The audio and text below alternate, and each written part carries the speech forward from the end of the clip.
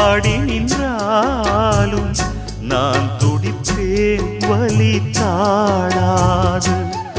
10 மாசம் சுமந்து பட்ட பாடும் மறந்து பிள்ளை செல்வம் பிறக்க அள்ளி கையில் எடுக்க